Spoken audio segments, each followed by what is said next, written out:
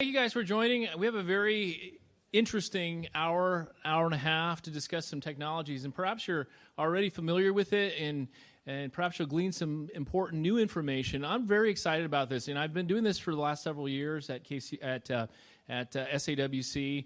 This is a fun lunch symposium to moderate. We've got some great speakers for you today, but I'm really interested to discuss today. We're going to really focus on this new technology, a new foam. And you guys may or may not have seen this. It's the cleansed choice dressing. Have you guys seen the waffle foam, is what I call it? The ones with the big holes in it. And if you had the same reaction like I did when I first saw it, I'm like, this is crazy. Like, what is this thing? It does not make any sense to me. But I will tell you right now, that foam is a game changer. That will change your perception on negative pressure. Just like the first time you ever saw the vac work. Do you remember that first time, by the way? Like, you've been doing wet to dry packing or something, and then you applied the vac and you uncovered it for the first time. It was like, oh my goodness, something very different has happened to this wound. That's the same reaction I had with this new dressing. And so we're going to talk a lot about that, and specifically my panelists will talk about that. But I'm going to introduce this topic to begin with. Just some house cleaning things. This is a sponsored. I am required to say this. This is supported by an educational grant from KCI and an Instillation company and a 3M company. To complete your evaluation and claim credits for the session, you will need to input an unlock code, which is SAWCS2, which is also noted on the front of your workbook. As a reminder, the unlock code for the session evaluation to be able to claim credits is SAWCS2. All right, so let's get into this.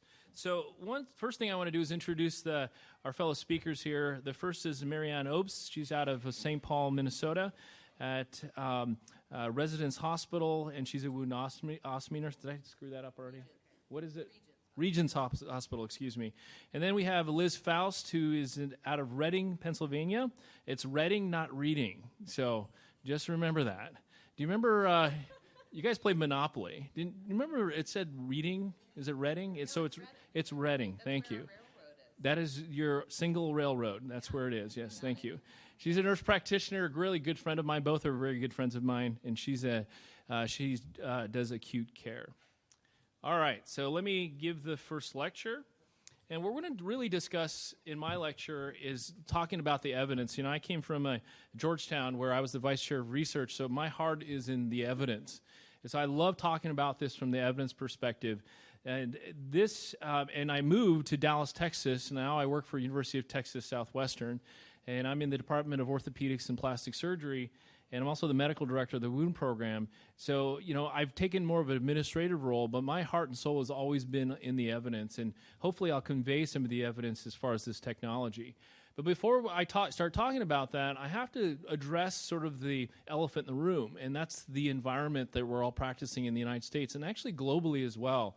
I get the opportunity to travel internationally, and I look at the resources that are available in the wound care space, and everybody has limitations and resources, whether it's access to the operating room, whether it's access to clinic or supplies or dressings. There's always some access issues, and access is important for our patients because these wounds are very complicated problems. Some simple examples are necrotizing fasciitis, wet gangrene, and I think the biggest growing problem, at least I see in the United States and other developed countries, are surgically dehisced incisions. These are wounds that are created by a scalpel for elective or non-elective surgery. I think this is a huge problem. It's a growing problem. As you all know, surgical site infections, hospital-acquired infections is a big deal, and it's a quality metric now of success or failure. And so we need to start thinking about this outside the chronic wound space into spaces like surgical dehiscence. When I give lectures on wound care and management of wounds, I always start with this equation. This is an equation that I developed trying to understand this problem. When I see a patient for the first time, let's say it's a new patient to me, it's a consultation that I'm seeing, I look at them and I assess their healing potential. And it's not necessarily in their medical record where you're going to find their healing potential. Just eyeballing them will tell you a lot. And when I look at these variables, I develop this equation to think of it in a very simple fashion. In the numerator, there's a 1. Denominator, there's bacteria, perfusion, and tissue mechanics. I don't care if you're in the sternum, sacrum, and the lower extremity. Those factors matter. I think if you can adjust or create change in one of those things, you can push them to healing. But as I look at this equation, it's incomplete. What drives everything, in my opinion, is the host. And the host is the variable that's hard to nail down. It has to do with things like their socioeconomic status, their education level, their access to hospitals and clinics, their what kind of access to different specialists they have in their community. It could be regional, it could be local differences. All of those factors, it could be genetics. And by the way, I've talked about this in a different lecture. I think the future of wound care is not in dressings, biologics, or devices. I think it's in genomics. If we can genetically profile our patients to determine whether they're going to heal or not heal to certain therapies, then we're going to do a much better job in helping the patients that we take care of. So imagine a situation where you can genetically profile a patient. It gives you some genetic profile, and then you know what specific treatment will maximize their outcome. Wouldn't that be wonderful? Well, guess what? It already exists. It exists in the cancer space. We're just late to the game in the wound space. In cancer therapy, it's very customized based on the genetic profile of your patient. That's been done in cancer research and cancer therapies for the last 10 to 15 years. We're just very late to the game in the wound space, but I think that's the future. Our host is very complex. Limitation of resources, and our patients are older and they're sicker. I think we see that every day in our practices. And if you look at the profile of how sick these patients are, if you have hypertension, for example, it's like, who cares? I have hypertension. I can manage that. It's a manageable disease. It's not a big deal. But then you add layers like renal disease, pulmonary disease, diabetes, and anemia of disease, then it matters. And if you look across the Medicare population in the United States, 82% of the patients in the hospital, at your hospital right now, have 5+ comorbidities. That's a lot. These patients are really sick. And their comorbidity profile is just a singular variable in how your host is going to react to the treatment you employ. So it's very important to think about that, and this is perhaps the lowest hanging fruit. So let's talk about this novel foam. I always want to start with the idea of standard negative pressure. Whenever you innovate a technology or device, it doesn't mean what you've already established goes away. It's built on that. So the foundation of this novel foam that we're going to be talking about today is built on negative pressure. All of those things still apply, and it's very important to keep understanding of that. Then you add this added dimension of installation. And if this were a house, on the ceiling of the house is the novel foam. But if you didn't have a wall, if you didn't have a foundation, the novel foam would not hold up. So it's very important to use these in combination. It's built on this technology of negative pressure and installation. If you've never seen the VeriFlow device, it's essentially what you're marrying is two different techniques. One is irrigation, and the second technique is negative pressure. It's the perfect marriage of those in a very user-friendly interface. That's all it is. So it's not complicated. Sometimes when people see this for the first time saying, oh, it's just way too complicated. There's solution going in, and it's dwelling, and then I have to program it. I'm like, not really. Do you know how to use negative pressure? Yes, I do. Do you know how to irrigate the wound? Yes, I do. Well, there you go. Then you know how to use this device. It's as simple as that. And I will tell you from my experience before leaving Georgetown, it became the standard of care for us in 2013. Over 8,000 patients have received installation therapy at one facility alone. And so I'm very well versed in the ins and outs of this technology, and I can vouch for it. There's very few things that I will vouch for, and this is one of them. This has changed our standard of care, and I'll show you some of the data that we published. This was one of the first studies. It was done by Larry Lavery, a good friend of mine at UT Southwestern. He runs a live pig lab. He wounded these pigs, inoculated with bacteria, then used installation therapy on these, and we looked at the data. And it's interesting, at the time that we did this paper, or wrote this paper, normal saline was supposed to be just a control group. We needed some sort of irrigation solution which was innocuous, essentially, because we really were interested in comparing installation therapy with standard negative pressure. And the solution that we decided for the study was polyhexanide with betaine. The trade name is Prontosan. And that's a solution that we uncovered as I was looking through the literature trying to find this best irrigant for this device, this VeriFlow device. And I stumbled on this I thought was a magic solution. It was called Prontosan polyhexanide with betaine. Polyhexanide is an antiseptic. Betaine is a surfactant. So I was like, this is perfect. In fact, at Georgetown, we used so much of it that we exhausted the U.S. supply twice. And then they built us a warehouse, and then we stopped using it, and they weren't that happy with that, by the way. And I'll show you the data that pushed us to use normal saline, but we had a little clue about this very early on, and that was in this pig model. There's another pig model. This is Greg Schultz's lab where he grows mature biofilm. It's sort of an in vivo model, but sort of not. So he wounds these pigs, takes that skin, and then grows it on an agar medium, then wounds that skin, then inoculates it with bacteria, and then grows mature biofilm. What was interesting about his study with using instillation therapy was that normal saline did not do very well against this mature biofilm, but polyhexanide with betaine really did very well as far as reducing the amount of bacteria. This is an internal study from KCI. Chris Lessing published this study. I think it's very important in many different aspects. But the thing that strikes me the most is a question that was a vexing question I was asked constantly about this therapy. And this is the question I'm going to pose to you guys. I know almost everybody, if not everybody in this room, uses standard negative pressure. Is that correct? Just standard negative pressure? The answer is probably yes. Now, this is the harder question. How many of you use continuous setting versus intermittent setting? How many use continuous? Be honest. Okay, so did we. And most of you do, right? But you know we're not supposed to. You guys know that.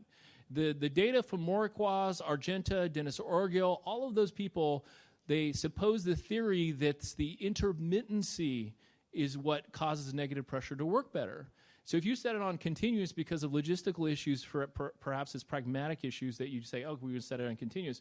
We weren't supposed to, but we were still getting pretty good results, I would argue. But, you know, technically we were supposed to use intermittency. So this is another animal study looking at comparing intermittency versus continuous on granulation thickness, but the added dimension is adding instillation. Because when the question that I was asked often was, well, Paul, you guys are getting great results with instillation therapy because you're doing intermittency, because it's dwelling. So there's a pause, if you will, of negative pressure. I didn't have an answer to that. So when this paper was published, I'm like, look, it's not just about the intermittency. That's a piece of it, but I think there's some added dimension of the installation as well. All right, so I want to show you two studies that was published by John Lantis, a good friend of mine out of New York. He's a vascular surgeon, and it goes to this idea of bacteria. And he published this paper, and I remember him presenting it for the first time, and it hadn't been published at that point. And what it essentially says is he compared two groups, an installation group and a standard negative pressure group. And what he looked at was what he called bioburden, and he looked at the reduction over 7 days. In the installation group, significant reduction of bioburden, whereas the standard negative pressure group, there was actually an increase in bioburden. And I thought that was interesting. But after he sat down, I got up and I said, John, that's a horrible study. Because if you look at your N size, it's small n, and I don't know how to define bioburden. What does that mean? Is that bacteria? Is it non-viable tissue? Is it dead cells? What is it? Is it live cells? I have no idea.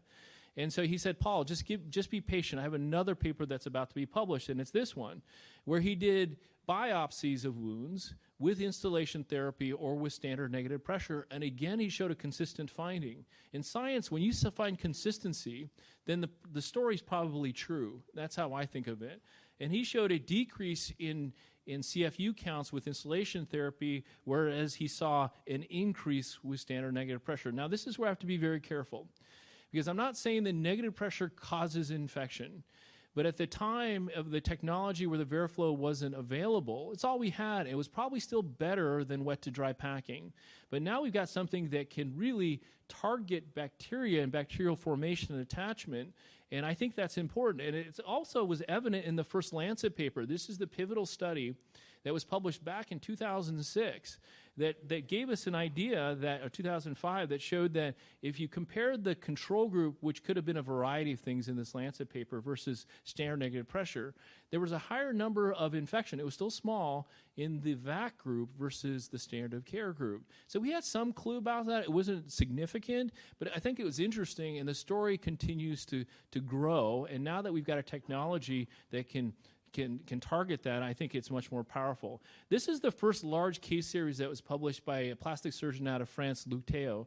And he published this nice long case series on a variety of wound types and looked at healing rates. And he reported a 98% closure or coverage rate using instillation therapy with normal saline. And I thought that was very interesting. This was our first study from Georgetown we published, and I compared negative pressure, standard negative pressure, versus instillation at 6 minutes a dwell and 20 minutes a dwell.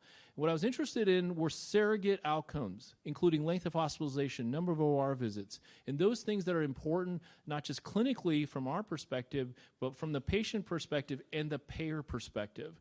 So I wanted to capture all of those things, and on every variable, instillation therapy was superior to that of standard negative pressure. This is really our pivotal study that transformed our understanding of instillation as our standard of care. Now, that was at Georgetown. How about let's go somewhere else? This is Alan Gabriel, who's a plastic surgeon in the Pacific Northwest, did almost an identical study that we did at Georgetown and showed almost identical results. Decreased length of hospitalization, decreased number of operations that the patient required prior to clearing of the infection. All very, very similar to what we publish. Again, in science, it's about consistency of the story. So let's go somewhere else. This is another surgeon. This is an orthopedic surgeon, Mike Timmers. And he published a series, a comparative series looking at, again, instillation therapy versus standard of care, which was often standard negative pressure. He showed exactly what we showed, decreased length of hospitalization, decreased number of operations, and he showed something additional to that, which is decreased readmission rates. And all of those factors are very important in this current healthcare environment, regardless of where you live in the United States, Canada, Europe, it doesn't matter. It's all very relevant. This was a study going back to the question of antiseptic solution, because people are really, they have ownership of the solution they like, right? Oh, I'm a Dakins user. I'm an acetic acid user. I love Vosh. I hear all that stuff all the time. So I wanted to answer the question in combination with this therapy, what is the most effective solution choice? So I compared prospectively in a randomized fashion normal saline. This is where normal saline comes back to of interest to us, compared to polyhexanide with betaine. And what we found in this head-to-head study was there's really no difference between the outcomes, those surrogate outcomes that I discussed earlier, except for the time to final surgical procedure actually favored normal saline. So if you were to ask me what solution do you use the most, it's normal saline. It's safe, it's cheap, and it's just as effective as any other more expensive antiseptic that I know of. Now, but in conclusion of this slide anyway, if you love Dakins, keep using Dakins. All I caution you is use Dakins sort of prudently, maybe for the first 24 to 48 hours, then switch over. Okay, don't use it consistently because it's like a napalm bomb. It's indiscriminate. It's bleach. It will kill the friendly villagers as well as your enemy. Just think of it that way, okay? Just be cautious. This is the first consensus panel. Now, this has been reconvened over and over again over the course of the last several years. What I really want to target in on is this. It's not necessarily the indication, but it was the second one. We were very adamant that this technology did not replace debridement, and then this thing came along. And it's interesting because there's no indication for debridement with this foam. There's no indication for it. I just want to warn you. And I'm talking completely off-label right now. Okay, and KCI or KCI affiliates can never say this or use this word because it's a dirty word. It debrides. And this mechanical debridement concept is the game changer in my mind, because it's not only about disruption of non-viable tissue, it's preventing readherence of bacteria because of the mechanical action that this applies. So let's take an example. This was my first case, by the way, and I will be honest, I was underwhelmed with the results. I was like, we were getting this with installation. This foam does not add any more benefit than what we were currently using. But then we were struck with a patient like this, and you all have these as well. This is a sacral ulcer in the ICU on pressors, on an insulin drip, intubated. Not a surgical candidate, really sick person. So if you look at this, what are your options? Wet to dry packing, which was what we had ordered, which was taking 45 minutes per dressing change BID. For me, from a resource perspective, makes no sense. What is your other option? Collagenase. Let's talk about collagenase. And since there's only really one on the market, let's talk about Santyl. I like Santyl for small wounds, and if you have all the time in the world, great. but, because it works, but it works at a glacial pace. Let's face it. And how many tubes of $120 of 30-gram tubes of Santyl do you need to cover the surface of this wound? A ton. The biggest piece that I don't like collagenases, especially in these kinds of cases, is it's petrolatum-based. Look at the ingredients. What does that mean, petrolatum-based? It's oil-based. It's occlusive. And the body does an autolytic process of producing exudate. You guys see that. There's a reason why wounds are exudative, because it's the body's autolytic process of washing away.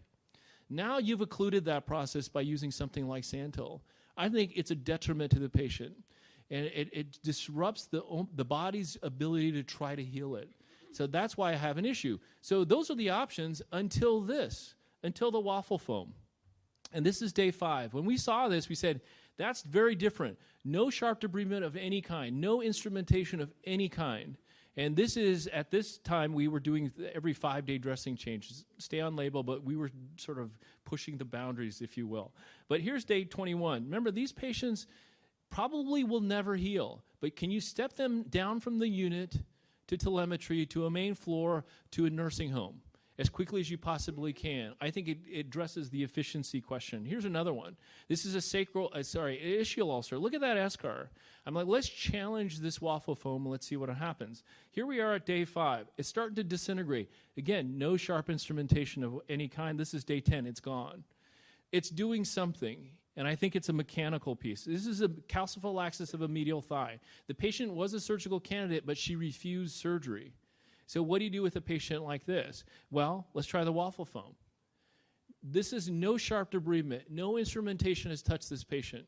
So that's pretty dramatic. It's ready. If you're a surgeon in the audience, that's skin graft right now. It's ready.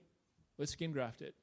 So I think this is where it's the game changer, and they're going to show more. My fellow panelists will show more cases, but I think this is what turned me around in this idea, saying this is not going to go away. Now, there has been some algorithms published on this. I'll tell you, it's early. The data's early on this, but I really see a huge promise to this technology. I think it will change practice. Because even if you do have access to a surgeon, perhaps they just don't do a very good job debriding, and that happens. I've seen it. Or your surgeon's not interested in coming to take the patient to the OR. The surgeon's not a candidate, or the patient's not a candidate for the OR. There are a variety of reasons where this can work for you. And what happens is, this is a mechanism of action that I think happens. Okay, this is the way I conceptualize it. As the fluid goes in, it sort of moisturizes, gets into the nooks and crannies of the wound.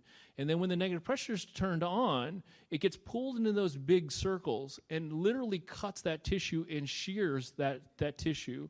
And so it's mechanically debriding, in my estimation. Then it's removed. And then you continue to program it to continue to use. So I used to use this slide to talk about instillation therapy, but I think of it differently now. This is my local target. Okay, and this is the detergent aisle. And I used to talk about the fact that from the solution choice perspective, it doesn't matter. All of these will probably work to clean your laundry. And the same thing with your solution choice. Anything that you like, you probably can get the wound clean. And then what I would talk about, though, is that perhaps it's not about the solution choice, but the washing machine. And when you talk about the washing machine, this is where this cleanse choice, this Waffle foam, this analogy really applies. It's the agitation. It's the mechanical energy that's transmitted to the surface of the wound that creates this environment to start to heal. In conclusion, I just want to say wounds and patients are harder. And I will tell you, unfortunately, they're not going to get easier. They're going to continue to be harder. We need to equip ourselves with adjunct therapies that can help us. And I'm the first to ask for help because I know I can't help everybody. And this novel foam is a paradigm shift. I guarantee you try it once, you're going to be like, what in the world? This is so different and so much better than what I'm used to seeing. Thank you very much.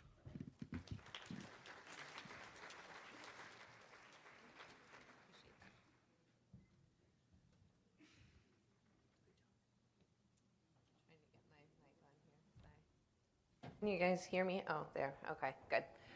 So I'm going to be discussing about improving the healing characteristics of complex wounds. I'm going to be discussing case studies a little bit more in depth and talking about my experience. So Dr. Kim did mention I'm an acute care nurse practitioner. I do woundostomy continence consultation for my hospital, so I go to a variety of settings. My coverage areas are ICU, ortho trauma, cardiac patients, and oncology patients. So that's my primary focus for a lot of these cases. But we all have the problem children of wound care, and we see these all the time, and these are just our chronic wound care types. And we certainly are seeing more and more pressure injuries, as I think Dr. Kim alluded to. Our patients are getting older and sicker, but I would also say that some of our patients are younger and sicker, because I'm getting 20-year-olds with surgical dehiscence and things like that shouldn't really be that sick. So everybody's toolkit's different, especially now with our value analysis process, and that's a whole nother lecture for me to talk about that process. But everybody's toolkit is a little bit different, and I know that when I got the VeriFlow tools added to my toolkit, it was a game changer, as Dr. Kim mentioned as well. So now my colleagues reach out to me and say, yeah, I want that special foam. I'm going to be talking about some accessory products, which include like barrier rings and hydrocolloids. If I say an adapt barrier ring, that might be an Ecam barrier ring in your facility. We're all talking the same language, though. So treatment options. So when I get a consult for a patient who has a wound, we talk about if a patient has a bacterial burden to it. And most of our chronic wounds, and especially patients that are coming into the hospital who are sick, have a bacterial burden to it. So the options are topical silver therapies, cadexamer iodine, enzymatic debridement ointment, surgical debridement when possible or appropriate, and I will add the negative pressure wound therapy. So there's traditional negative pressure, there's Instillation and Dwell, which is VeriFlow, and then there's the Cleanse Choice dressing. So again, expanding our toolkit. And then other supportive therapies based upon the wound type. So compression dressings, revascularization, offloading devices, etc. These are the factors that affect my treatment decisions. So I do the wound assessment. The wound size is certainly, as Dr. Kim alluded to, Santal may be appropriate for a smaller wound, but I'm not going to throw 3 tubes of collagenase into a large sacral wound. Tissue quality, so what kind of tissue we're working with. If you're looking at granulation tissue, slough, non-viable tissue, however you want to say, and drainage. So what's the quality of the drainage? And I think that's really important for me when I'm doing my clinical decision-making for a wound to know what the drainage is like. Is it thicker drainage? Is it malodorous? Is it copious, or is there scant drainage? And then we look at the other things like blood flow, infection, what the patient's overall clinical status, and the external factors, like if I'm sending a patient home with a therapy that they're unable to provide themselves.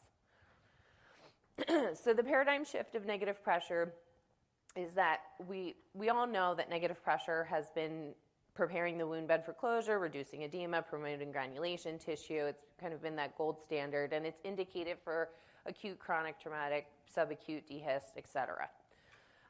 It's got the macro strain and the micro strain, and I don't want to spend too much time on this because I feel like this has been well established, but I do want to go into the things that VeriFlow has added to that. So we now are able to cleanse, treat, and heal the wound a little bit differently with the negative pressure with Instillation. So I love this slide because it shows irrigation versus installation. And so that I after negative pressure I is installation. So irrigating is different. Irrigating is running water over. Installation means that you're dwelling it. And so that's much different. So when I gave this lecture in the South, I can actually relate it to this. So there's this fishing called noodling. Do you guys know what noodling is? So if you don't know what noodling is, it's a form of catching catfish with your extremities. I'm told mostly hands, but some people say you can use your feet as well. And some podiatrists said there's been some toes gone missing doing that. So noodling is when you would take your fingers, and your fingers would pretend to be the worm, and you stick it into a riverbank, into these little areas where the catfish like to live. You wouldn't know the catfish are there. And you stick it in and you fish them out, you grab them by your hand, and that's noodling. You caught a fish with your hand. That's my understanding. I've never personally noodled. Let me just make that a disclaimer. So if there's any proficient noodlers in here that want to correct me, I'll be up here later. But I think of that when I look at the crevices that are on a wound. It's not like a wound is a V shape and I'm making good contact with every crevasse that's in that wound. I need something that's going to go in and potentially pull out a pocket of bacteria that's hiding out in there, or some exudate. If I irrigate my wound before I put negative pressure on, I'm running across the surface. I'm not noodling out that bacteria that's hidden in that crevasse. Appropriate PSI is important, but you still need to hit that target area. So installation is much different. You're talking about babbling brook versus filling up a lake, okay? And so I think that's really important to mention. And the other thing is that you're actually protecting it from external contamination. So sure, we could do wet to dries to try to get rid of some negative or non-viable tissue. We could routinely clean the wound with that. But again, nursing time, the amount of time that it's going to take them to do that, if they're incontinent, we're protecting them from that external source, and it's automatic. So nursing doesn't have to do anything additional other than monitor that the canister's filling up and the solution's hanging. The other piece that was a game changer for the VeriFlow in my facility was that patients weren't going for repeat washouts. So we previously had surgeons who loved to take patients back to the OR every day, every other day for washouts, and they would use the Pulse-Levac in the OR, and the patients would come out with like a wet to dry dressing or betadine soak dressing, which is a whole nother topic. But we were able to show this slide, which is from 2014, that showed the comparison between pulse lavage and VeriFlow with wound cleansing, and then pulse lavage and VeriFlow with edema.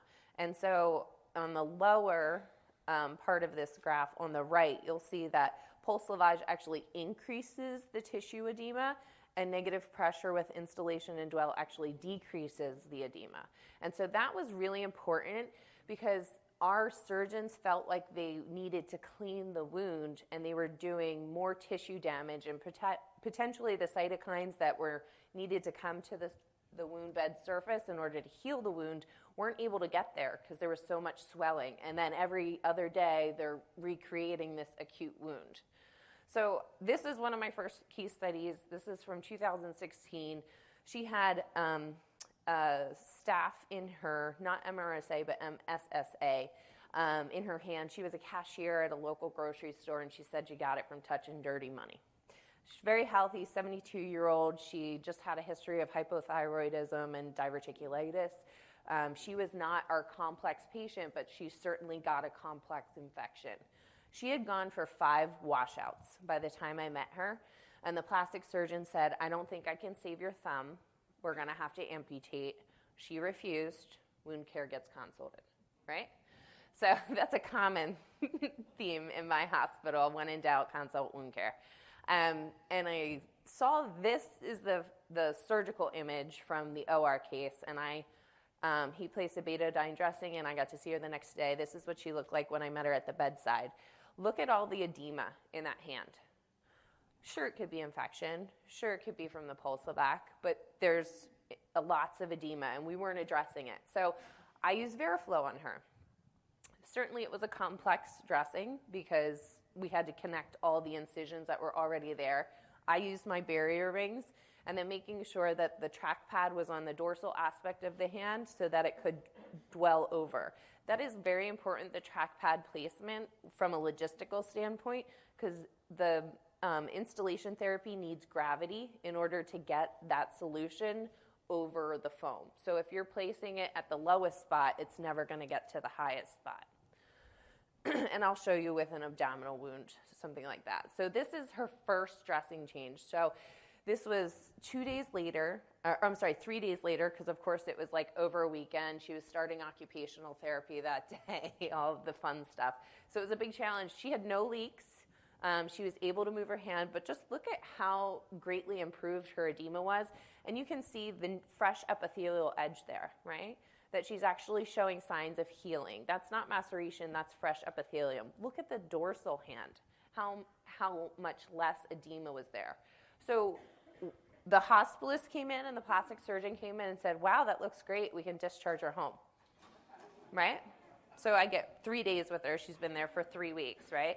I said, well, let me have another dressing change of the Veriflow, and then I'll transition her to traditional vac therapy for discharge. So they let me have that based upon her LACE readmission score, which our case management department gives them a score, and it's their risk for readmission. Okay, so I said, her risk for readmission is going to be too high unless we can try to cover as much tendon as possible. So this was the next dressing change. Look at all that healthy granulation tissue. The edema is totally down. She's got fresh epithelial. On that thumb, she's almost completely covered with epithelial tissue now as well. And she had to complete her 6 weeks of IV antibiotics as an outpatient. This was the difference of 5 days of Veriflow therapy when she had been there for 3 weeks before I met her. This was her. She healed before her IV antibiotics were completed. And she healed with negative pressure, transition to local wound care. So this is our getting them to closure quicker. And this was just traditional Veriflow therapy. This wasn't this new Waffle foam. So this is the Waffle foam algorithm that I utilize in my facility. So the patient's unable to go to the operating room. There's typically 3 categories that they fall into. It's a complex, it's a palliative wound care patient that does not want to go to the operating room. It's a patient that is not medically able to go to the operating room. In other words, they're in ICU on pressors or something. Or it's a patient that's had an operative debridement performed and there's still slough in the tissue. Maybe it's marbled, maybe the surgeon's not the best, maybe the patient just continues to develop slough. So all of these patients are Veriflow Cleanse Choice patients for me. Dr. Kim had put this slide up earlier, and I'm just going to break it down a little bit. This was from one of our consensus panels. And so if you have a wound with devitalized tissue, you're still doing your wound assessment, ongoing patient optimization, and cleansing and debridement. But in that lower right-hand corner, is the wound adequately cleansed or debrided, meaning greater than 60% total surface area, which is just a number. So if the answer is no, is the patient a candidate for excisional sharp debridement? If it's yes, potentially take them to the OR. If we can't take them to the OR immediately, even putting the Veriflow Cleanse Choice on for 1 to 2 days can help improve your debridement in the OR as well. If the patient's not a candidate for negative or for sharp debridement, you can start the Cleanse Choice immediately and then reevaluate at every dressing change. So I'm going to go through some case studies. This is my young sick patient. So 41-year-old came in with altered mental status. She's type 1 diabetic, came in with a UTI, found to have DKA. Her blood sugar on admission was 1658. Her hemoglobin A1C was 16.5, so she's really rocking those numbers. She met septic criteria. She had a UTI, but when we did a head-to-toe skin assessment, they found this necrotic area on the back of her thigh. General surgery was consulted. They performed an IND, and I'm going to put that in air quotes, and you'll see why. And then they said she was found to have a collection of purulents, but too unstable for the operating room. They ordered wet to dry dressing changes, sent her up to the medical ICU, and the nurses kept begging the general surgery residents to consult the wound care team. And so 5 days after admission, we get consulted, and in our consult it says, the wound is unvacable. Oh, you know what that's like for a wound care nurse to hear that? It's like game on. I'll show you what's vacable. So this is what I saw. I'm sorry for putting an anus in front of everybody at lunchtime, but this is the necrotic area, and she was overtly incontinent. We had a fecal management system to try to divert, but she was leaking around that. You can see she's got moisture-associated skin damage around both the wound and her perirectal area. So I put air quotes IND because it's all necrotic. Like, what were they INDing? It's not like a cavity. It's just a superficial necrotic area, right? So typically, I would not back this, right? But now I had a different tool in my toolbox, and now I can. So I used the Veriflow Cleanse Choice on her with some barrier rings. I used the cyanoacrylate around the wound in order to help allow me to get a good seal with the drape.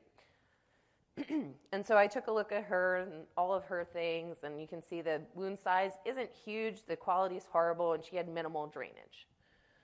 So we went through, she's not adequately cleansed or debrided. She wasn't a candidate for sharp debridement, so we started cleanse choice. This was the first dressing change. So you can see the improvement of her peri wound and that we've softened up that tissue. And then the next dressing change, we had Gen Surge come back and see the unbackable wound and see what they could do. And they did a bedside sharp debridement. Now we've got something that we really can work with. So now we see that the wound's kind of enveloped open. And I'm just going to click through because she was there for about a month before she went to an LTAC. And we kept cleanse choice on her. And she improved over time. And we did dressing changes every 48 to 72 hours. And we eventually moved her from cleanse choice to just traditional Veriflow. And that was the day she left. And she did not get readmitted to my hospital, so I'm assuming she went on to heal. My next case is a palliative care patient. She's a 75-year-old woman. She had stage 4 endometrial cancer. She had a tumor debulking and had a midline incision. She went to the rehab hospital with a closed incision. She developed volume overload, some pulmonary distress, and she ended up dehiscing her surgical wound about 26 days postoperatively. This was the original picture that the GYN resident had sent and ordered a vac, so the vac got placed by bedside staff. And this is what I found in the canister when I went to see her. And so I don't know if you can see, I don't know if I'm here, right here. You see that thicker exudate and how greenish tan the exudate is? So that thick exudate really doesn't move through the tube well. So this would be a good patient that we can use instillation therapy to help solubilize some of that debris and help move it out of the wound space, because that, when it stays against the wound space, is just going to create more of a bioburden and more inflammation in the wound, delay healing. So we took a look at her wound. The wound size is a typical midline, except she had continued to dehisce superior to where that other one was. Tissue quality was poor. She had lots of non-viable tissue, and the drainage was thick. Perfect candidate for a cleanse choice because she was not adequately debrided. She did not want any sharp debridement because she had a palliative plan. She just wanted to go home and die. She was actively, dying. And so we were just trying to get her so that we didn't have to mess with her belly too much while she's trying to deal with actively dying, right? So we're giving her the best treatment option based upon her clinical situation. So this is how I applied the Veriflow cleanse choice, because she had dehisced a little bit superior to the original wound. You can see that non-viable tissue, but I use barrier rings a lot when I use cleanse choice and Veriflow dressings to isolate and to prevent maceration. And then I always fill the umbilicus with it too, because the umbilicus can become like a little pool for the instillation therapy if you don't protect it. But you notice how the track pad is placed at the superior aspect, whereas typically if I was just placing vac therapy on her, it would be at the inferior aspect. But here, because I need the instillation solution to go over the entire wound, I have to place it at the superior. So, and then I just bridged them and I spiral cut the thin cover dressing. The contact layer, which I don't like the word contact layer because it seems protective, but it's not. The contact layer in the cleanse choice is actually the most aggressive layer. I cut it in like a Y so that it gets good contact with the sides of it. I found if you lay one piece, it'll hammock and you won't really get in touch with the tissue. So just a suggestion if you have that. So this is the progression over a week. And in Teo's study, he found that about 3 dressing changes or 9 days of therapy is really when you saw the most bang for your buck. So you can see she really gets that red tissue on that day. So we sent her home, or we sent her to a sniff in comfort measures with traditional vac therapy on the 12th then. And that's 1 week. Excuse me. And then this is another case study of a 64-year-old male. He had a lateral heel wound managed by an outpatient podiatrist. He had diabetes, hypothyroid, peripheral vascular disease. He was admitted to my facility after he had had a flap procedure that had failed. He had a rotational flap for wound closure. He went to his post-op visit, and it was obviously infected. They gave him some oral doxy, and then they sent him for a follow-up appointment. At that follow-up appointment, he ended up coming into the hospital for IV antibiotics, and this is just sad. But this is what his wound looked like when he was admitted. So obviously there's some infection there and some tissue necrosis. He was a patient who was painfully neuropathic, so he had some neuropathy but not loss of sensation. So he had hypersensation. So for him, pain management was really challenging. So they did an IND of the heel. They did VAC application. He continued to have slough within his wound base. Grew wound soup there of MRSA, Enterococcus faecalis, serratia. And then this was the game changer probably for him, was that he underwent a femoral bypass so that he actually got revascularized. So obviously the wound size isn't that big, tissue quality is really poor, drainage wasn't that much. He did have some infection, was treated with IV antibiotics. So was he adequately debrided? No. Had they already debrided him? Yes. Did he want to go back to the OR? No. So we placed the Veriflow Cleanse Choice on him, and I'm sorry that picture's not the best. He had a lot of pain with it, so the next dressing change, we used some lidocaine in the dressing soak tool in order to help with some of that. His pain was much better. We reapplied it, and we used a cohesive seal. You can see some of his peri-wound tissue is lifting a bit. And then this was day of treatment 7, and so it was that third dressing change we started to see it. So at this point, he went over to our rehab hospital, and we continued with just Veriflow therapy. And you can see as he improved through everything. When he got discharged from the acute care rehab, he went home with traditional VAC therapy, and this was him before he got skin grafted, which was day of treatment 27. So again, getting him to that end point much quicker. So how do you create a culture shift with negative pressure? Because our surgeons told me directly, this wound is unvacable, right? And so people will often say to me, well, you can't put a vac on that wound because it has more than 20% slough in it. And that's not true anymore, right? So we have the option. So a lot of staff education. So we include surgeons, our OR staff, our educators, the residents, our huge nursing staff, and then our hospitalist team. Because we were finding that our hospitalists weren't referring to us because they felt that they needed the surgeons. Then the surgeons wouldn't do a surgery, and then the patient didn't have an appropriate treatment plan that was aggressive. And so now our hospitalists are like, can you put the cleansing one on or use the Waffle vac, they'll say sometimes. And so now we're working a little bit more collaboratively to take a holistic view of that patient, which is really the goal. So now there's less of a delay in getting the patient the therapy that they need. Access to supplies, that was the other thing that was really big for us. So making sure that the supplies were there. If we had a patient, especially a patient with a larger wound, we would get additional canisters in the room or solutions in the room. I also limit to pretty much normal saline. I'll use acetic acid, Vosh, and Deacon's occasionally as well, but I limit it to 24 hours. So I tell the nurse, when this bottle's done, you just hang saline. And that makes life so much easier for everybody. Because then the nurses don't have the challenge of how to hang a bottle versus a bag.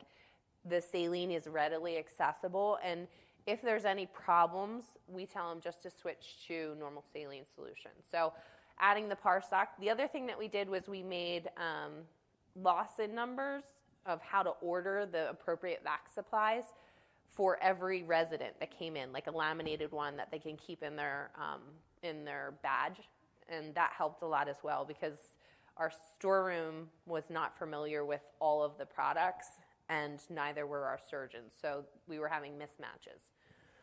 Starting negative pressure with instillation well earlier in the hospitalization, so not waiting until the OR a few days from now. We were making sure that we got it started kind of on admission, and then standing order sets so that if there was any problems or troubleshooting, it was off shift, the staff felt empowered that they could switch from Veriflow therapy to traditional VAC until there was an expert back the next morning to troubleshoot what was going on with it, if there was any blockage alarms or leaks or something like that. So, and that we found really helped things from getting, the therapy wouldn't get disrupted as much with that. And I think these are my references. Okay, thank you. I'm going to hand it over to Marianne.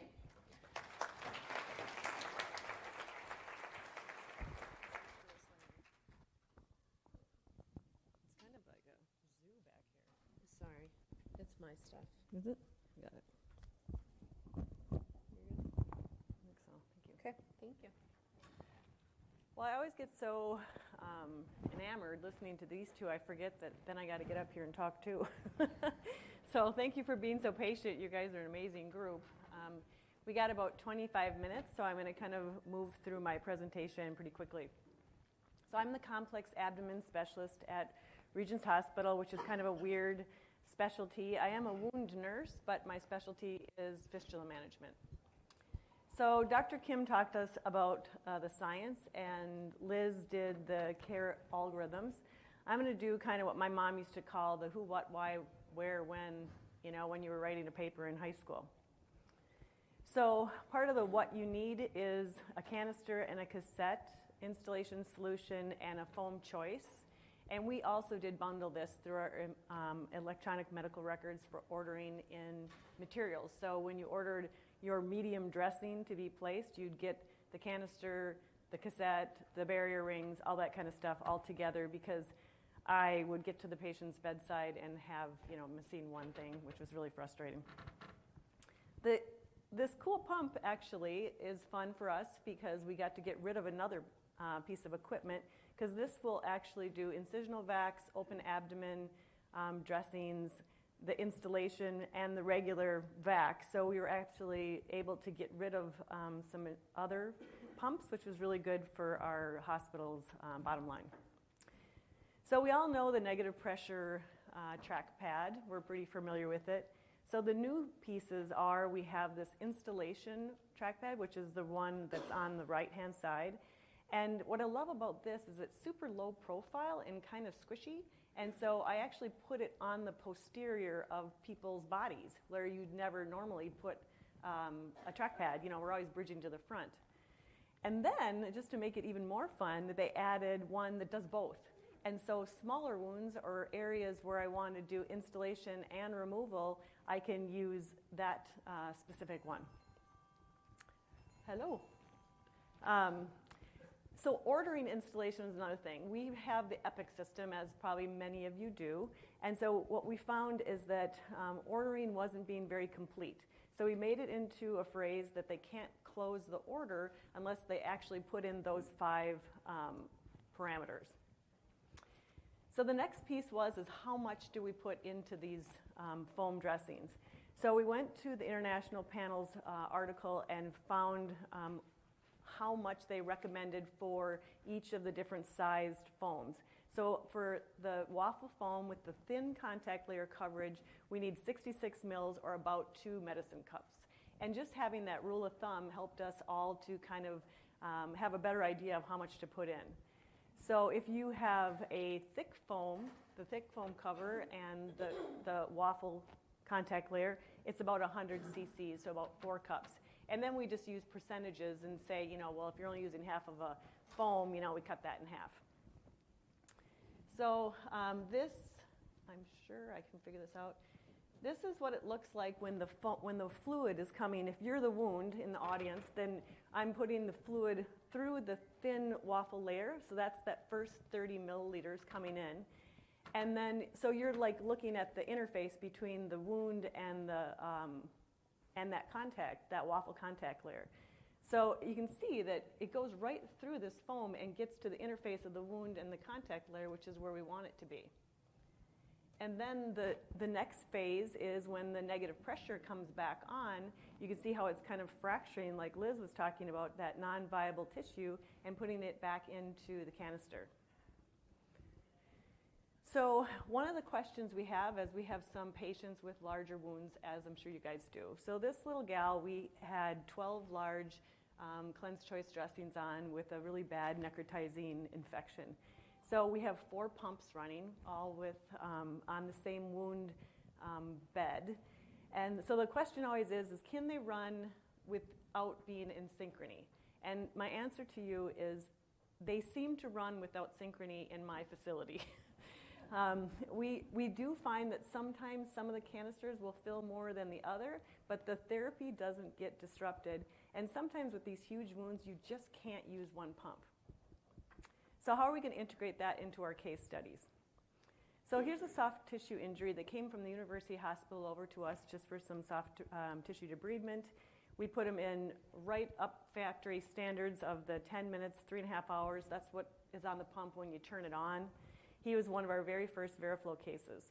So he had this kind of soft tissue injury. You can see he's kind of sloughy all over. It was elbows and legs. And so we have the 2 kits, and this is where I had my huge epiphany. So in the large kit, you get the installation that's separate from the negative pressure, and in the medium kit, you get the one that's combined. But it took me until this patient to figure that out, because I kept going, how do I get that other one, But so that's the difference between the kits. So applying VeriFlow is interesting because you do want to use gravity. And so for him, he was in the bed, so we actually put the installation kind of down lower on his leg and the negative pressure up higher on his thigh. A little technique tip is where the negative pressure is pulling out some of this tissue that we don't want on the wound bed. I like to add a little foam to where the negative pressure track pad is, and it helps to decrease blockage. So new alarms. New alarms for us, these guys make it sound super easy, but we had alarm issues at our facility when we first started. And so because our muscle memory of VAC therapy is that if you have an alarm, it's either the canister's full or you have an air leak, right? But now we have new alarms because we have installation-based alarms. And so what we did was we decided to make a program. We called it Listen to Your Unit. And so when we gave it to our surgical residents and the charge nurses, and we said, well, when the nurses call and say, hey, this pump is alarmed, can you come take a look? The answer to them was no, but go back to the pump and push the question mark and read to me what you have. And just doing that over a couple months, the nurses were amazing, of course, and they were like, well, I don't got to call somebody just to have them tell me to push the question mark. And it really leads you, the software leads you down the answer to your question. So this little dude that we were talking about before, just in 2 days of therapy, and this is the VeriFlow black sponge. We had the top picture obviously is before and the bottom picture is after. 40 mils for his elbow, but look at the skin around his elbow, like these guys were talking about. It really helps the peri-wound edema. And here's his thigh, the inner thigh and the outer thigh. And again, just really great results. We were super happy.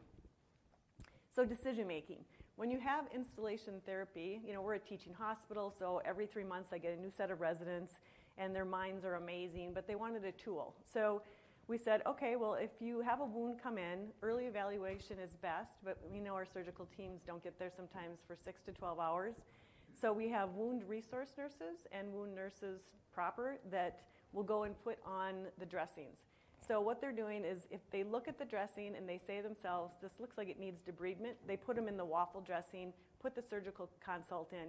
Even if surgery gets there 4 to 6 hours later, it's amazing how much work that machine and that dressing will do. If they go and look at the wound and they're like, it doesn't really need to be debrided, then they go into standard VeriFlow with installation, and that's kind of our practice. Really, the only people we're doing standard VAC on is our skin grafts or biologics. So here's a 64-year-old lady that has all the fun comorbidities everybody has to have. She was in the OR over the holidays, December 16th, 17th, 2024. So this is just a bedside dressing change. They were doing wet-to-dye dressings. You can look at that peri-wound skin. It's pretty gnarly. It was both sides of her leg and her foot. Back to the OR on the 24th for a little bit more debridement. And then one of my wonderful residents put her did the decision-making tree, right, and put her into the gray waffle dressing with just 50 mils of a wound cleansing solution, and she did a 5-minute dwell every 1 hour, and I asked her why, and she said, well, I was worried about leaks around the toes. And I'm like, okay, that's understandable. So they take the dressing down. It looks pretty good. I think the foot looks a little dry, don't you guys think? I don't think she probably was getting fluid there quite enough with her vac setup. And clearly I was on vacation because it was the holidays. So felt kind of bad. But I was very proud of them, and they were texting me lots of pictures. So on the 3rd, I finally actually came back to work. And so back to the shower, I took the patient in to take down the dressings. And I use the dressing soak tool to soak those dressings good before I take them down. And you can see they did a great job. She had a lot of really good advancements. Her peri-wound skin is looking good. She's actually growing some tissue on that foot. And so on the 7th, I think I missed one.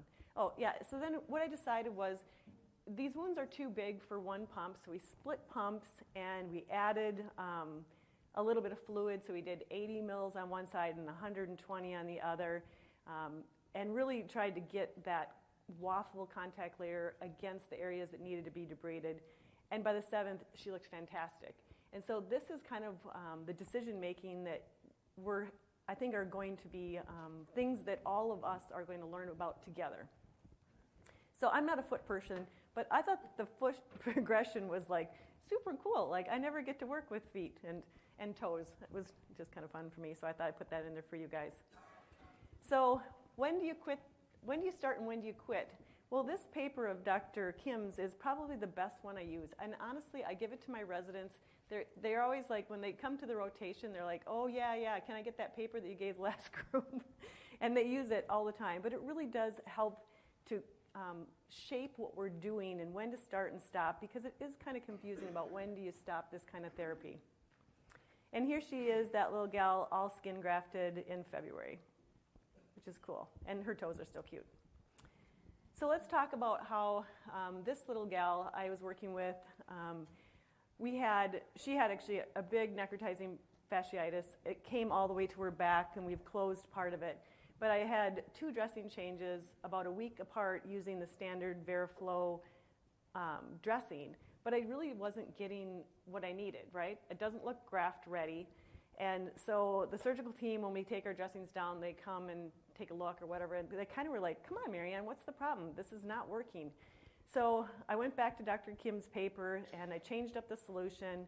I used the waffle dressing. We called in urology and GYN, and we vacced across the vaginal vault onto the intact skin, so we could go from 125 millimeters of mercury, went up to 150. And this is what the dressing looked like. I used Instillation up high for that big abdominal wound, and then 2 negative pressure systems or track pads so I could Y them together. And then that one new tricky one that's a dually down kind of low, because she did have a wound that went back to her buttocks, and you can see that I vacced across onto the intact skin. So here's some of the the residents always call it my secret sauce. I'm like, it's not secret, and it's not even sauce, but I thought it might be helpful to someone, so I put this up.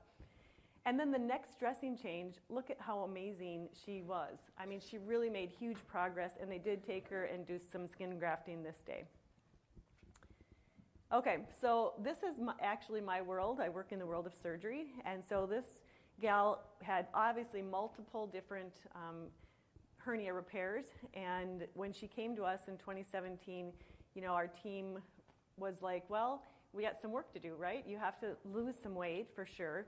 So she lost 75 pounds, bless her soul, and then we did Botox injections into her lateral muscles 3 weeks before surgery. This is what she had been dealing with for the years prior. She had that infected mesh. I'm sure you guys take care of these patients. They never heal. They keep draining. It's smelly. It's painful. But she had this big 17-centimeter gap. Most of her hernia was on the outside of her abdominal wall, and if you look at the inside of her abdominal wall, it's not as big as her hernia sac.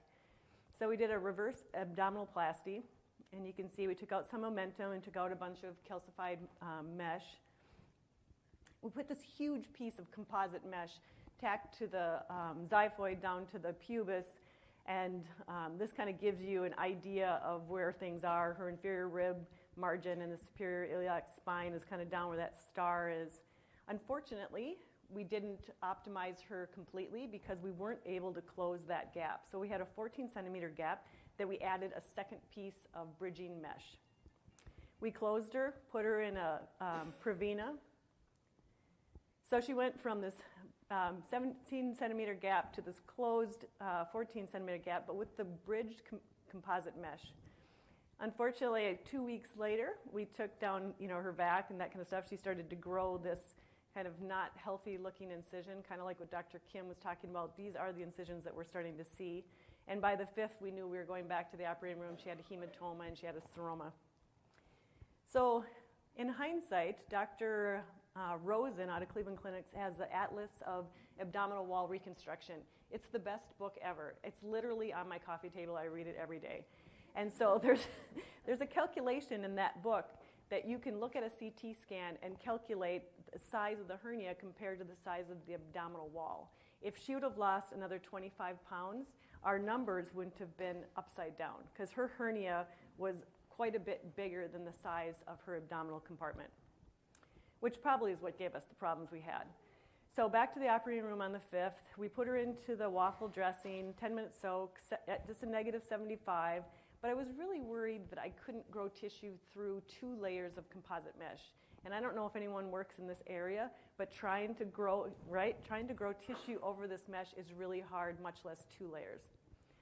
But in 10 days, look at what we did. We actually did grow tissue over it. I was so excited, like every dressing change, I was just giddy. And so my technique is that I would use the Waffle on the soft tissue, and then I just use a silicone open cell contact layer on where the composite mesh was, and I used one of the pieces of the cover foam, and it worked great. So she was discharged to home on this day just with a standard vac with the contact layer. And here she is coming into clinic to see us in February and April. And so we're really excited about using this even in a kind of a different way. But if you work in the world of open mesh injuries, this is a little gift for you. Okay, my last case, because I think we're getting close to time. Prevention. So we've been standing here and telling you guys how amazing this stuff is, and you probably know because you've been using it. But how about, can we prevent the slough from the beginning, right? So our surgeons, and I'm sure yours as well, when they bring the fascia together, they like to use Neurolon sutures, and they knot them up independently all down the fascia, right? And then they grow this non-viable tissue because of the foreign body. And so then we fight it for the next couple of weeks. We go back and debride. And I work for a surgical team, so it's not that big of a deal. But for the patient, it's a slower healing process. And so at the beginning of, not this year, but the last year, we started to put our patients in the cleanse choice dressings immediately if they have fascial closure with sutures along the edge of it.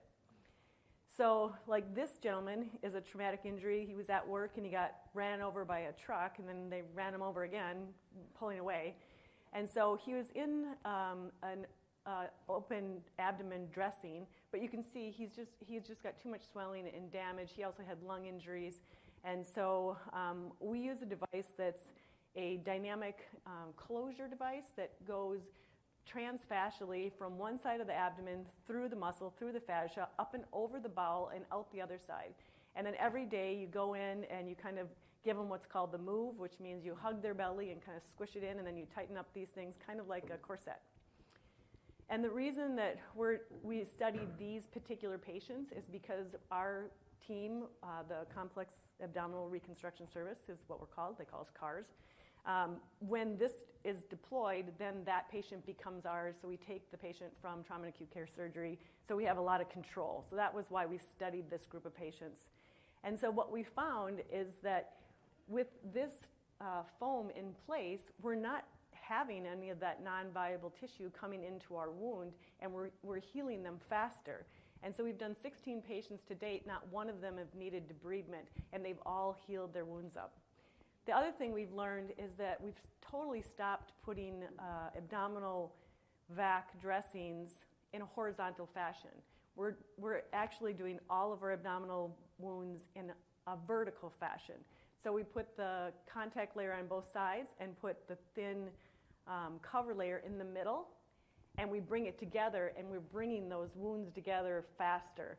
So everything is done now vertically, and then the incision usually looks kind of tiny, so you have to add a little bit of foam on the top, and then I add a puck underneath my negative pressure just to make sure that I can, keep the thing working.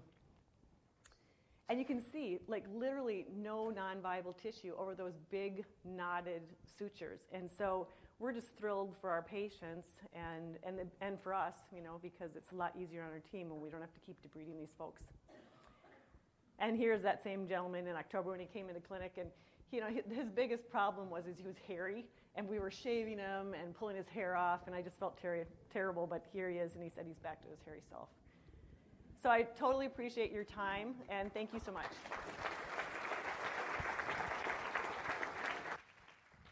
That was a great job, guys.